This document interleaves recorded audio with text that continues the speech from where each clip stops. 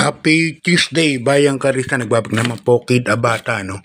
Para magbigay ng giya ngayong katapusan ng araw. Happy New Year, December 31, 2024. At napakaaga po ng karera natin, alas 12:30 ng tanghali. So, before mag-lunch o after mag-lunch, mag-i-start na po ang karera natin. Matapos ng alas 3:30 ng hapon, so maagat pa talaga, no? Siguro talagang yun ang plano para yung mga ibang tellers na may malayo destination ay makauwi po kaagad. So, meron tayong 7 races. Ang race 1 to 6 natin, puro 1,200 meters. Ang last race natin, 1,400 meters kasi 10 runners siya.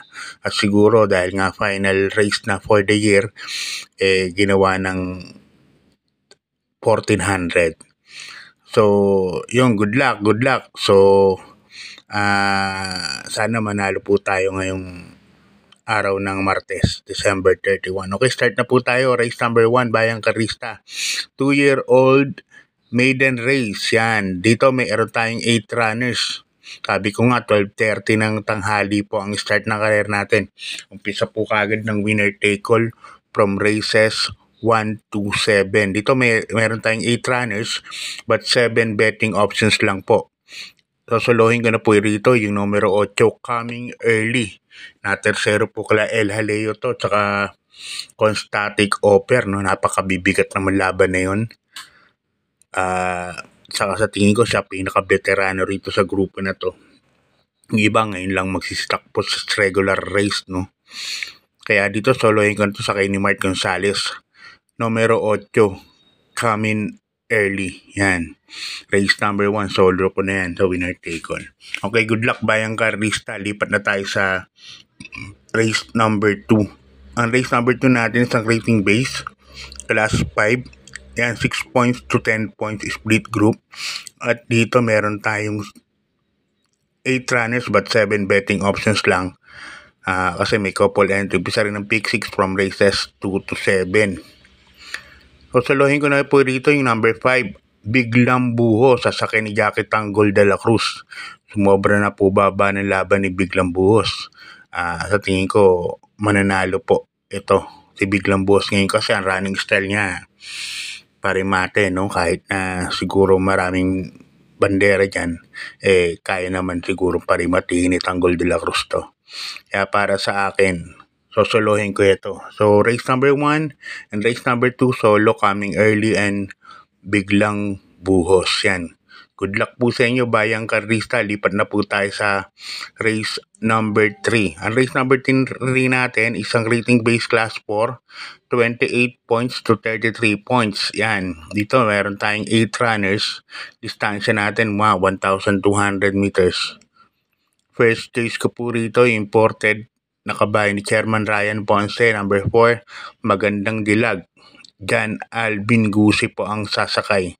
Yan po ang first case ko dyan. Sa Magandang Dilag, pwede pong sumpasunurin ka agad dyan o parimatihan, no? Numero 4, Magandang Dilag. Yan ang first case ko dyan. Second case ko yung numero 8, Full Combat Order. Ang sakay ni Jackie Onyo Garcia. Lakas ng tinahal na karaan yan. Hinebra. Sa ganitong distansya rin. So, sa tingin ko may chamba po siya. May chamba rin po yan. Number 8, Full Combat Order. Kaya dito sa race number 3, dalawa pili ko, number 4, Magandang Dilag, and number 8, Full Combat Order. Okay, good luck Bayang Karista. Lipat tayo sa race number 4. Ang race number 4 natin, isang rating base class 5, 11 points to 15 points split group. At dito meron tayong 8 runners, no? Distansya 1,200 meters din. Bisa rin ang pick 4 from races 4 to 7. First case ko, yung inabot lang nakaraan ni Tenacity, numero 8, Don Pedro, sakay ni Pamboy Ponce. So, Don Pedro, nung last race na yun, inabot ni Tenacity, bandera Don Pedro. Maganda yung ano niya, yung sabihin may dating pa, kahit pa paano. Mas malakas nga ni Tenacity. Kaya sa tingin ko, ito ang horse to beat dito, number 8, Don Pedro. Siyempre, lalagyan ko ng protection yung magaling sa 1,200. Number 3, Buhayang Bato. Yan, nasasakyan naman ni Jackie JMS Torque. Okay, good luck Bayang Karista. Lipat tayo sa race number 5. Ang race number 5 natin sa rating base, Class 4, 22 to 27. At dito meron tayong 8 runners, no. First case ko po rito, numero 2, runway 10. Yan, sasakyan ni Jackie Charles Reyes. Runway 10, nanalo po nakaraan yan. Sakay ni A.R. Ramos, napakagaling, banderang tapos sila, extra addition din ng kalaban nito. So, umakit po ng grupo, napakainam nung huling panalo. So, yan ang first case ko. Second case ko, yung numero 8, Grand Laughter, sasakyan ni Jackie Pabs Caballero. Magaling tumakbo pag ganitong distansya, 1,200 meters. Maganda pa po ang numero, nasa pinakalabas. Kaya dito para sa race number 5, ang PD ko, numero 2, runway 10. Second choice ko, number 8, Grand Laughter. Good luck, Bayang Karista. Lipat tayo sa penultimate race. Race number 6, isang rating base class 4. 16 points to 21 points. At dito meron tayong 8 runners sa distansyang 1,200 meters. Ang daming bandera po rito. Numero 1, Mami's Love. Numero 2, Extra Addition. Numero 3, Galloping Ghost. At number 8 na si Grand Jackpot. Kaya ang mga pinili ko, puro mga deremate. First case ko, number 7, Lemon Bell. JMS Torque po ang sasakay. Yan po ang first case ko dyan. Second case ko, yung magaling din sumunod na kabayo, numero 4, High Society. Kaya para dito sa penultimate race, ang pili ko number 7, Lemon Bell. Second case ko, number 4, High Society. Yan. Good luck, Bayang Karista. Lipat na tayo sa final race ng taon. 2024. Final race. 1,400 meters nga po ang karires ng rating base class 5. 6 points to 10 points split group. At dito meron tayong 10 runners, no?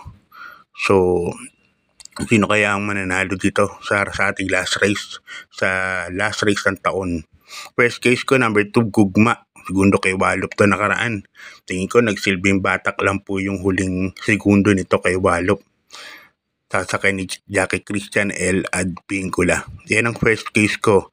Number 2, Gugma. Second case ko, number 8, Spaghetti pababa. Sasakay ni Jackie Boje Henson. Na segundo rin po ito nakaraan kay kabayan nila Rap. Sino yun? Yung magaling.